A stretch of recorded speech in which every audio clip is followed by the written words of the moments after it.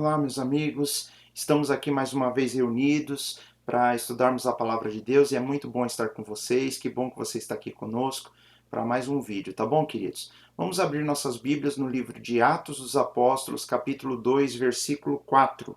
Atos dos Apóstolos, capítulo 2, versículo 4, que diz assim: E todos foram cheios do Espírito Santo e começaram a falar noutras línguas, conforme o Espírito Santo lhes concedia que falassem. E eu quero focar hoje aqui com vocês essa parte inicial do versículo. E todos foram cheios do Espírito Santo. Amém?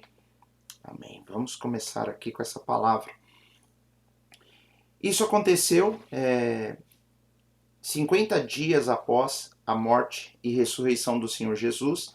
Jesus ele morreu e ressuscitou durante a Páscoa, e na tradição judaica e de acordo com as leis, com as cerimônias que foram implantadas ali, que Deus ensinou a Moisés a celebrar com o povo de Israel, 7 semanas começavam a se contar a partir da Páscoa. 7 semanas são 49 dias, e no 50º dia eles celebravam a festa que era chamada de Festa das Colheitas. Era uma festa que eles começavam as colheitas ali naquele período de 50 dias após a Páscoa. Então era uma festa instituída anualmente. A primeira vez que essa festa ela foi celebrada foi logo depois que Israel saiu do Egito.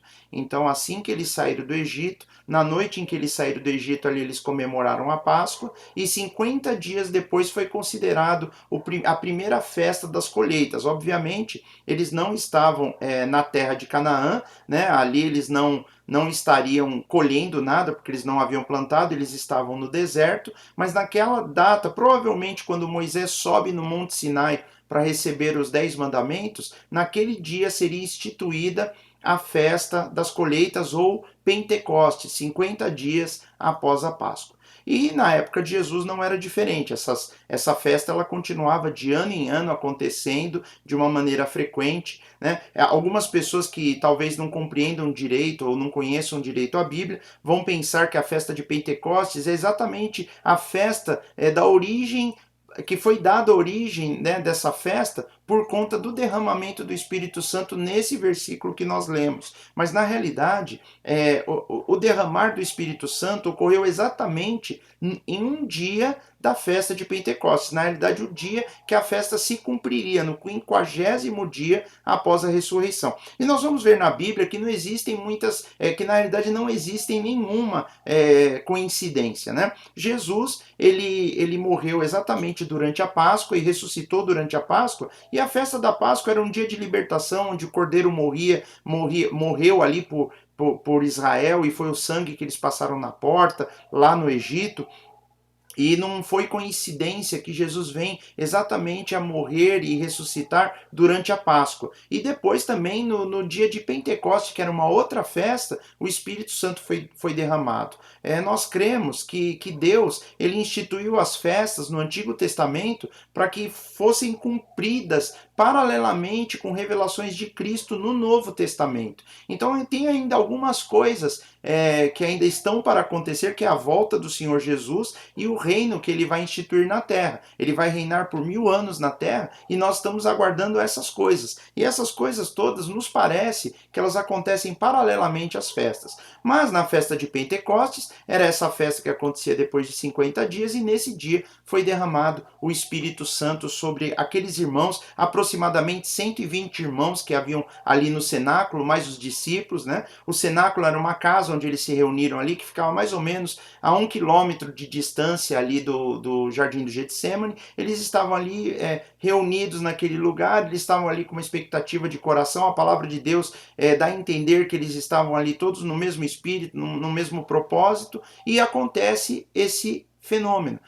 Foram vistas línguas de fogo se repartindo e pousando sobre eles, e ali eles começaram a falar ali em línguas. Mas o que eu quero destacar nesse caso é que, em primeiro lugar, tudo que Deus promete na sua palavra, tudo que seus profetas dizem na sua palavra, vem se cumprir. Então nós vamos ver, por exemplo, João Batista se referindo a Jesus como aquele que viria e batizaria as pessoas no Espírito Santo e no fogo. Ele fala, né, eu vos batizo com água, mas depois de mim virá outro que vos batizará no Espírito Santo e no fogo, e cujas as sandálias do pé eu não sou dignos nem de a carregar ou nem de desatar, dependendo da passagem que nós lemos. E João Batista fala sobre isso, que Jesus seria o responsável por algo chamado batismo, e é interessante, no Espírito Santo e no fogo. E nós vemos aqui a Bíblia dizendo que eles foram cheios do Espírito Santo e foram vistas como línguas de fogo repartidas sobre ele, labaredas de fogo sobre a cabeça deles, né?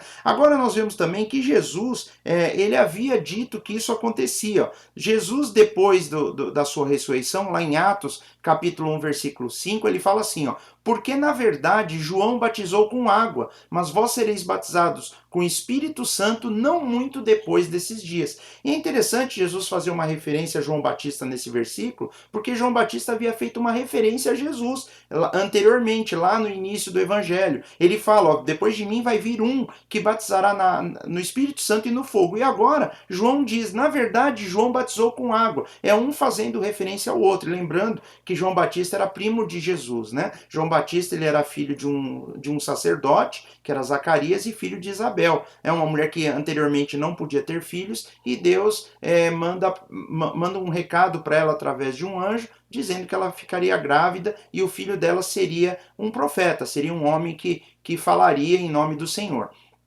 Então Jesus aqui fala, porque na verdade João, que teve o ministério dele, batizou com água, mas vós sereis batizados com Espírito Santo. E olha que interessante, não muito depois desses dias. Quando que Jesus falou isso? Após a sua ressurreição. Então já estava contando o período de 49 dias para que no 50º dia fosse o dia da festa das colheitas, né? A festa de Pentecostes. Interessante Jesus falar, não muito depois desses dias. Então daqui a alguns dias isso vai acontecer. Jesus prometeu isso para os seus discípulos. E aí nós podemos perguntar, para que serve, né, a presença, o enchimento com o Espírito Santo? Para que eu preciso ser batizado, né? Eu preciso ser cheio com o Espírito de Deus. E a Bíblia vai mostrar um monte de motivos pelos quais nós precisamos do Espírito Santo na nossa vida. Mas a maior delas é que a vida não é fácil. A vida não é, nunca foi, e enquanto nós estivermos nessa condição do mundo corrompido pelo pecado, a vida vai ser sempre difícil. Jesus disse, no mundo tereis aflições, mas tende bom ânimo, eu venci o mundo. Jesus fala isso.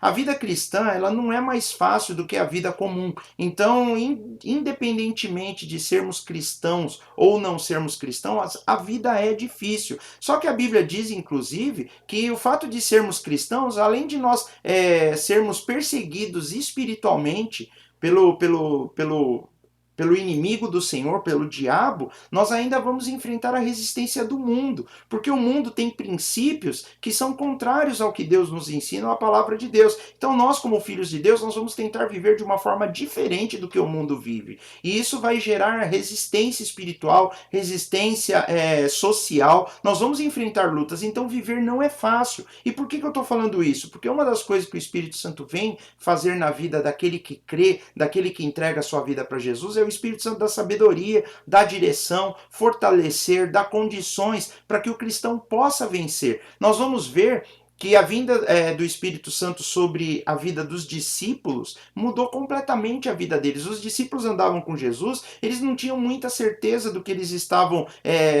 o que os esperava. Eles ainda, entre si, ali havia uma discussão sobre Jesus sendo o Messias, mas tomando a direção do reino naquele momento, se Jesus seria rei agora, se eles deveriam combater contra Roma. Entre eles tinha muita disputa, nós vemos fraqueza de caráter, nós vemos fraqueza emocional naqueles homens, como pessoas normais que todos nós somos. Nós percebemos, por exemplo, que Pedro, uma vez conversando com Jesus, Jesus disse para Pedro que ele o negaria, e Pedro falou, não, Senhor, imagina, se precisar eu vou com o Senhor até a morte. E depois nós vemos Pedro negando a Jesus da forma que ele negou. Nós vemos muita fraqueza. A Bíblia diz que todos os discípulos fugiram quando Jesus foi preso, com exceção de João, que acompanha ele ali por perto, mas mas todos seus discípulos fugiram, os deixaram, os apóstolos, os discípulos, as demais pessoas que andavam com ele. Quando Jesus foi preso, eles fugiram. E aí nós percebemos que o revestimento com o Espírito Santo traz sobre a vida desses homens uma transformação. A virtude do Espírito Santo faz com que eles sejam diferentes. E olha só, o que Jesus fala antes de subir aos céus, ali com eles. Jesus já havia ressuscitado e ele fala assim para eles: mas recebereis a virtude do Espírito Santo que há de vir sobre vós, como ele falou, nos próximos dias, e ser-me-eis testemunhas, vocês vão testemunhar de mim. Pedro negou antes do Espírito Santo, mas depois, cheio do Espírito Santo, Pedro morreu por Jesus. Pedro fez um trabalho fantástico, guiado por Deus, inspirado por Deus, né? Olha só, ser-me-eis testemunhas tanto em Jerusalém, como em toda a Judéia e Samaria, até os confins da terra. Jesus, ele fala que recebereis a virtude do Espírito Santo. Essa palavra virtude, muitas vezes ela é traduzida por poder. Vocês vão receber um poder, vocês vão ter poder, e a presença do Espírito Santo vai mudar o caráter de vocês. Vocês vão poder sair pelo mundo pregando, e vocês vão enfrentar qualquer resistência, qualquer perseguição, vocês vão suportar as dores, vocês vão suportar as afrontas, vocês vão morrer pelo meu nome. É isso que Jesus falou. Os discípulos, queridos, eles foram completamente transformados depois desse acontecimento, depois que eles foram cheios do Espírito Santo. No Antigo Testamento, nós víamos que o Espírito Santo, às vezes, ele se manifestava aqui, ali, em algum homem, em outro homem, em Moisés, em Josué. Nós vemos que o Espírito Santo, em algumas vezes, mesmo Saul, tendo sido um rei que foi rejeitado por Deus, o Espírito Santo algumas vezes falou através de Saul. Nós vemos o Espírito Santo falando através do rei Davi e inspirando Davi a escrever salmos. Nós vemos os profetas sendo tomados pelo Espírito Santo. Enfim, nós vemos em momentos esporádicos, mas a Bíblia nos dá a entender que dessa vez a habitação do Espírito Santo em nós, como templos de Deus e casa de Deus, é para sempre. Olha só o que Jesus disse no Evangelho de João, no capítulo 14, versículo 16. Jesus diz assim, ó: e eu rogarei ao Pai, e ele vos dará outro Consolador. Ele está se referindo, né, no momento da sua partida. Ele fala: eu vou para o Pai, né, e quando eu estiver, eu vou pedir para ele vai dar outro Consolador, outro que vem te consolar. E observe aí, Consolador com C maiúsculo. Então existe uma natureza divina. Ele está se referindo ao Espírito Santo como Deus. Outro Consolador, para que fique convosco para sempre. Então a promessa do Espírito Santo é algo que vem na vida do cristão e é para sempre. É algo que não é esporádico. A partir do dia que nós somos cheios com o Espírito Santo, a nossa vida muda, queridos. E o Espírito de Deus, ele vai produzir em nós fé, ele vai produzir em nós capacidade de suportarmos as dores, suportarmos as coisas difíceis. O Espírito Santo vai nos guiar pela vontade dele, pela verdade. É óbvio que o Espírito Santo, ele não enche uma pessoa se ela não buscar. Se nós ficarmos buscando outras coisas, nós não vamos ter tempo e nem espaço para que o Espírito Santo inunde a nossa vida. Então, muitos de nós vamos viver sempre uma vida aquém, abaixo do que Deus espera de nós, uma vida sem produzir fruto para a glória de Deus, porque nós não nos enchemos com o Espírito Santo. Porque se nós nos enchermos desse Espírito, ele vai nos guiar pelos seus caminhos, ele vai curar a nossa vida, ele vai transformar o nosso coração, ele vai colocar intrepidez em nós, ele vai colocar amor pelas almas, ele vai colocar desejo em nós de fazermos algo em prol do reino de Deus, ainda que seja com lutas, ainda que seja com lágrimas, ainda que seja com muita dificuldade. O Espírito Santo vai nos capacitar e ele vai mover o nosso coração. E Jesus fala mais para frente aqui, ó, olha só o que ele diz aqui para os seus discípulos: mas quando vier o Consolador, que eu da parte do Pai vos hei de enviar, aquele Espírito de verdade que procede do Pai, ele testificará de mim. Então Jesus está falando, ele vai testificar de mim, ele vai ajudar com que vocês testemunhem de mim. Ele falou, vocês serão minhas testemunhas em todo o mundo. Ele falou lá em Atos dos Apóstolos. É o Espírito que vai ajudar a testificar, é ele que testifica de mim. O Espírito Santo vai nos capacitar para fazermos a vontade e a obra de Deus. E é interessante aqui, eu vou voltar aqui no versículo, que ele fala, o Espírito de verdade, em contraposição que nós vamos ver espíritos da mentira, né? Na realidade é o Espírito da verdade, né? Ele fala, aquele Espírito de verdade que procede do Pai. Esse vai testificar de Jesus, esse vai ensinar a verdade. Tem uma outra passagem aqui, ó, em João 16:13, que Jesus fala assim, mas quando vier aquele, o Espírito de verdade, ele vos guiará em toda a verdade, porque não falará de si mesmo, mas dirá tudo o que tiver ouvido e vos anunciará o que há de vir. Então ele fala que o Espírito Santo, ele vai guiar o seu povo a toda a verdade. Ele não vai falar de si mesmo, mas tudo que ele tiver ouvido, ele nos anunciará o que há de vir. Fala sobre o futuro. O Espírito Santo vai nos capacitar, queridos, para vivermos uma vida plena no Senhor, uma vida de verdade. Ele vai nos guiar a toda a verdade. Se você é cheio do Espírito Santo e estuda a Bíblia, o Espírito Santo junto com o estudo da palavra de Deus é regular todos os dias, ninguém nos engana e nós vamos ter poder, né, virtude para falar de Jesus para as pessoas. Ele fala que vai nos anunciar o que há de vir. Nós começamos a compreender as coisas que Deus prometeu, o futuro. Na realidade, nós vamos ver que tudo que Deus prometeu já se cumpriu e está se cumprindo, e o que não se cumpriu ainda é porque irá se cumprir, é futuro. Nós vamos ver que tudo que Jesus profetizou aconteceu do jeito que ele falou. Nós temos que compreender que as promessas de Deus para a nossa vida são verdade, mas uma das promessas maiores que tem era que Deus enviaria o Espírito Santo na nossa vida, e o Espírito Santo nos capacitaria para fazermos a vontade de Deus, para colocarmos tudo aquilo que Deus tem desejo em realizar na terra nas nossas mãos, e que nós podemos fazer, que nós podemos atuar nesse mundo como verdadeiros como o verdadeiro corpo de Cristo, né? E para terminar essa mensagem, eu queria ler com vocês aqui uma outra passagem em Atos dos Apóstolos, que é ali durante a pregação, e eles lembram ali no meio daquela pregação, no meio do povo, falando sobre a manifestação do Espírito Santo que nós lemos no começo. As pessoas começaram a zombar, começaram a dizer que eles estavam bêbados, porque eles estavam falando em outras línguas, e as pessoas estavam entendendo em vários idiomas diferentes o que eles estavam falando. Até hoje eu não saberia dizer se foi uma manifestação espiritual, que eles falavam de uma forma que cada um, como diz a Bíblia, compreendia na sua própria língua, ou se cada discípulo estava pregando numa língua diferente. Eu acho um pouco difícil, porque talvez isso geraria uma confusão de vozes e talvez ninguém conseguisse compreender. Eu prefiro ler isso e entender que de uma maneira sobrenatural, porque para Deus nada é impossível, eles falavam de uma forma, talvez num primeiro momento que não fosse possível de se compreender, e cada um entendia na sua própria língua. Mas enfim, o Espírito Santo naquele dia faz um milagre. Os homens falam que eles pareciam bêbados, que eles estavam bêbados, e aí quando eles vão falar que eles não estão bêbados, eles usam o seguinte argumento. Olha o que eles dizem aqui, ó. Mas isto é o que foi dito pelo profeta Joel. E aí eu pus a referência para você conferir. Joel capítulo 2, versículo 28. O que está escrito lá em Joel? E nos últimos dias acontecerá, diz Deus, que do meu espírito derramarei sobre toda a carne, e os vossos filhos e as vossas filhas profetizarão, e os vossos jovens terão visões, e os vossos velhos sonharão sonhos. A promessa de Deus era que nos últimos dias, né, antes da vinda gloriosa do Senhor para reinar, que começou ali naquele dia, naquela festa de Pentecostes e ainda perdura por hoje, ele fala que ele derramaria do Espírito dele sobre toda a carne, sobre todo ser humano. Não era mais esporádico, uns e outros, não, mas todo aquele que tivesse um relacionamento com Deus. E ele fala de profecias, visões e sonhos. O Espírito Santo vem sobre a nossa vida para nós profetizarmos. O que é profetizar? É falar o que Deus disse, é proclamar a palavra de Deus, é ensinar a palavra de Deus. Os jovens começaram a ter visões, coisas que Deus vai revelar para essas pessoas. Os velhos sonharão sonhos. Deus revela, nós vemos na Bíblia que revela através de sonhos, através de visões. Queridos, a maior promessa de Deus para nós, depois da nossa salvação,